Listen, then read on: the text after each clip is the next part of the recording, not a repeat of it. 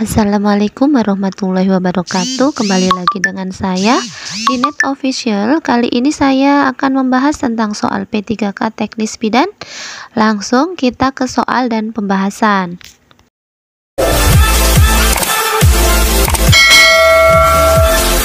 Soal pertama, pada tanggal 21 Juni 2020, seorang perempuan berusia 30 tahun datang ke PMB ingin memeriksakan kehamilan kedua. Hasil anamnesa, hari pertama haid terakhir adalah 1 Januari 2020.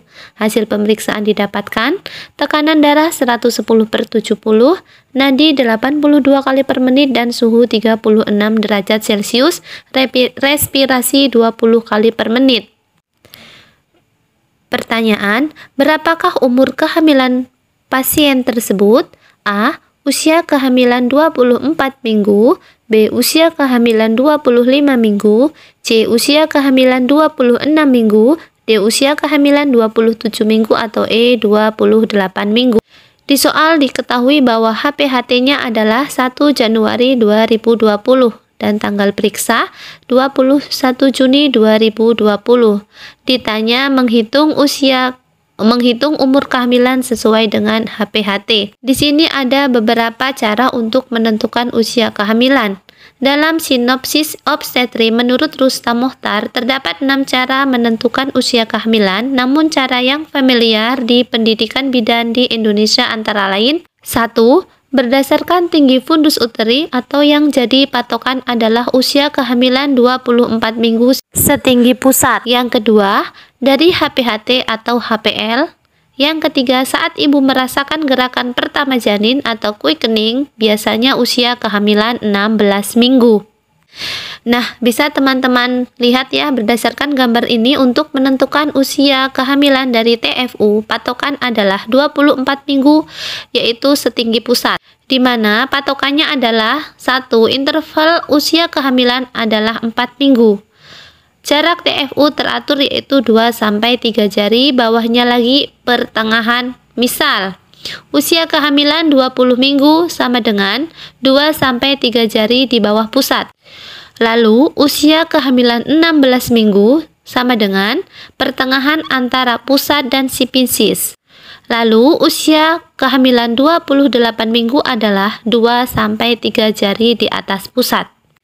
Jadi, teman-teman, patokan adalah usia kehamilan 24 minggu. Paham ya teman-teman? Untuk patokan yang pertama adalah usia kehamilan 24 minggu, maka setinggi pusat.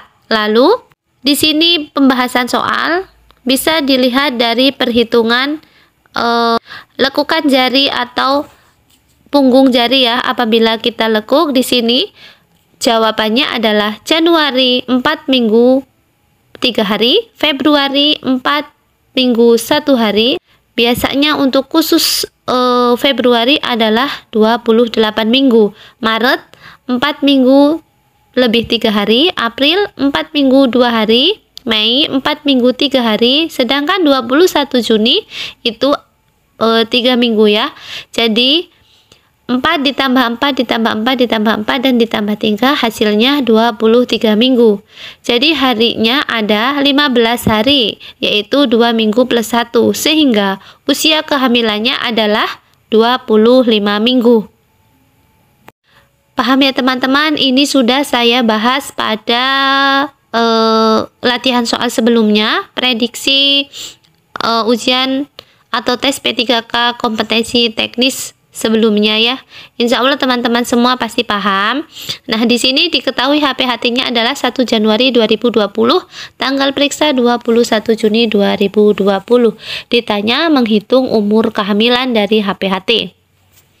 Usia kehamilannya adalah 25 minggu.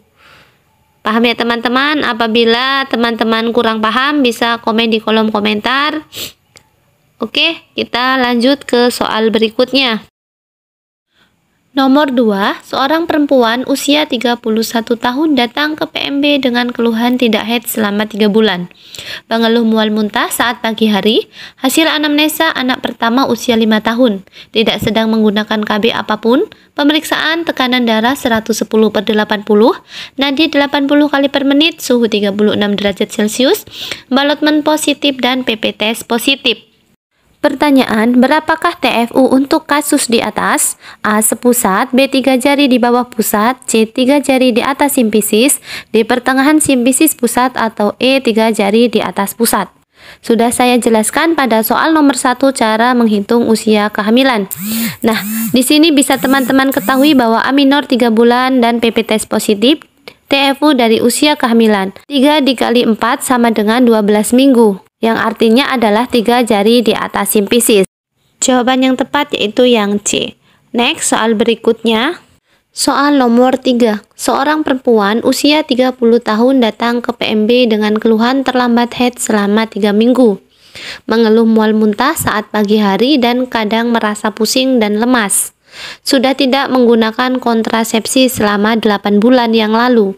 Hasil pemeriksaan tekanan darah 120/80, konjungtiva merah muda. Apakah pemeriksaan yang paling tepat untuk menunjang asuhan kebidanan yang akan kita lakukan? A. HCG, B. Protein urin, C. Hemoglobin, D. Aseton, atau E. Reduksi urin. Di sini diketahui A minor 3 minggu. Kemudian, pasien mengalami mual muntah atau bisa dikatakan tanda tidak pasti hamil. Sedangkan yang ditanya, pemeriksaan penunjang apa yang harus kita lakukan? Baik, langsung ke pembahasan bahwa hormon HCG atau Human Chorionic Gonadotropin merupakan suatu hormon yang terdeteksi setelah terlambat haid hari ke-7 sampai 8 hari atau hari ke-11 dan dihasilkan oleh tromboblas bagian dari bastula. Ini merupakan penanda awal terjadinya kehamilan. Kemudian untuk option yang B, protein urin, ini dilakukan jika untuk mendiagnosa atau menegakkan diagnosa pemeriksaan preeklamsi ringan atau berat. Kemudian hemoglobin, bila ada gejala yang mendukung, misalnya konjungtiva pucat atau keluhan lain. Kemudian untuk yang D, aseton, ini biasanya dilakukan pemeriksaan apabila terjadi atau mendiagnosa hiperemesis gravidarum grade 2. Sedangkan untuk option yang E, reduksi urin, biasanya dilakukan untuk mendiagnosa atau memeriksa kadar gula dalam urin yang dilakukan pada ibu hamil. Jadi jawaban yang tepat yaitu yang A. Soal nomor 4, seorang perempuan usia 30 tahun datang ke PMB dengan keluhan terlambat haid selama 10 hari. Kemudian mengalami perdarahan sedikit selama 2 hari atau flek-flek setelah itu berhenti. Ibu dan suami sedang merencanakan kehamilan dan tidak menggunakan kontrasepsi selama 8 bulan yang lalu. Disebut apakah perdarahan sedikit yang dialami oleh ibu? A. Tanda Hegar, B. Tanda Hartmann, C. Tanda Chadwick, D. Tanda Piskasek, atau E. Brockton-Hicks. Di sini diketahui ibu terlambat haid sudah 10 hari dan mengalami flek-flek selama 2 hari. Ditanya, disebut apakah perdarahan pada kasus di atas? Baik, kita bahas. Tanda Hegar merupakan serviks dan ismus melunak pada saat kita melakukan pemeriksaan dalam. Kemudian, tanda Hartmann adalah perdarahan flek sedikit akibat nidasi dan biasanya terjadi pada hari ke-11 atau hari ke-7 sampai ke-8. Lalu, tanda Chadwick merupakan porsio atau vagina dan labia berwarna kebiruan. Kemudian, tanda Piskasek adalah pelunakan dan pembesaran uterus pada salah satu sisi. Lalu, Brockton-Hicks adalah kontraksi palsu dan biasanya terjadi pada trimester ketiga. Jadi jawaban yang tepat yaitu yang B ya, tanda Hartmann. Paham ya teman-teman untuk pembahasan soal nomor 4? Baik, kita lanjut ke soal berikutnya. Nomor 5, seorang perempuan umur 27 tahun, hamil 4 bulan datang ke puskesmas, mengeluh gusinya sering berdarah. Apakah penyebab keluhan tersebut? A. Peningkatan hormon progesteron, B. Peningkatan hormon oksitosin, C. Peningkatan hormon prolaktin, D. Peningkatan hormon estrogen atau E. Penurunan hormon HCG. Baik, kita akan melakukan pembahasan. Dalam sebuah kehamilan, menurut panduan pengajuan asuhan kebidanan fisiologi bagi dosen Diploma 3 Kebidanan tahun 2003. Ada dua hormon yang berpengaruh dalam kehamilan. Yang pertama adalah hormon estrogen dan hormon progesteron, di mana pengaruh khusus pada hormon estrogen adalah menyebabkan penebalan endometrium sehingga hasil konsepsi dapat berimplantasi. Kemudian, menyebabkan adanya hiperterapi dan peningkatan ukuran pembuluh darah limpatik yang mengakibatkan vaskularisasi atau kongesti dan edema, sehingga dapat menyebabkan perubahan seperti adanya tanda Chadwick, tanda Gudel, tanda Hegar, hidung tersumbat, gingivitis, atau mimisan. Lalu di sini adalah pengaruh khusus hormon progesteron, di mana hormon progesteron merupakan dapat mengistirahatkan otot polos yang mengakibatkan meningkatkan waktu pengosongan lambung dan peristaltik, lalu heartburn atau panas pada perut, penurunan motilitas atau konstipasi, kemudian sakit punggung dan ligamen. Yang terakhir adalah sumbatan lendir yang berbentuk pada serviks. Paham ya teman-teman untuk perbedaan pengaruh atas hormon estrogen dan hormon progesteron terhadap kehamilan. Jadi jawaban yang tepat yaitu yang D, peningkatan hormon estrogen. Nomor 6, seorang perempuan berumur 20 tahun, G1P0A0, usia kehamilan 12 minggu, datang ke bidan praktek mandiri untuk memeriksakan kehamilannya. Keluhan frekuensi berkemih meningkat yaitu 8 kali per hari. TTV didapatkan hasil normal. Apa penyebab keluhan tersebut?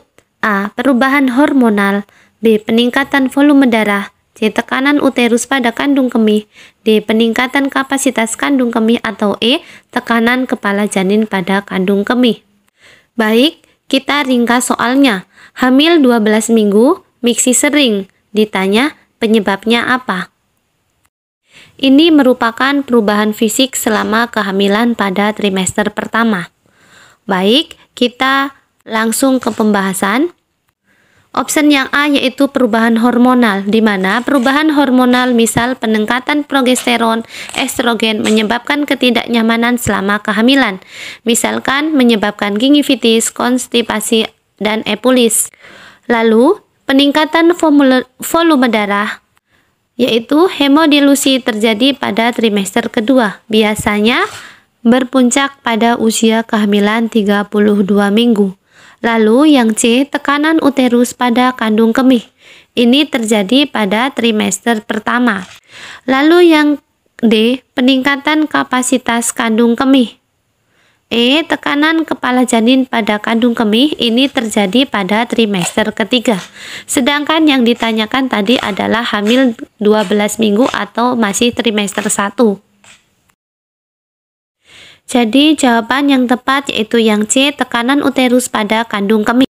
Baik, kita bahas tentang perubahan fisik dan fisikologi pada kehamilan trimester pertama, di mana perubahan fisik pada ibu hamil trimester pertama, yang pertama adalah payudara membesar yang diakibatkan oleh hormon progesteron dan estrogen. Kemudian yang kedua, ibu sering buang air kecil yang disebabkan adanya rahim yang membesar dan menekan kandung kemih. Lalu konstipasi merupakan efek hormon progesteron dan relaksasi GI. Lalu morning sickness yaitu perubahan hormon selama awal kehamilan. Ibu merasa lelah dan sering meludah. Lalu perubahan psikologisnya pada trimester pertama yaitu ibu merasa tidak sehat dan kadang membenci kehamilannya. Muncul penolakan, kecemasan, serta kesedihan, mencari tahu apakah benar-benar hamil atau tidak. Setiap perubahan diperhatikan dengan seksama, kemudian kehamilan mungkin dirahasiakan kepada orang lain. Baik, inilah pembahasan serta soal yang dapat saya berikan. Semoga bermanfaat, dan bagi teman-teman yang menginginkan soal-soal latihan P3K berupa PDF bisa komen di kolom komentar, nanti akan saya share secara gratis. Wassalamualaikum warahmatullahi wabarakatuh.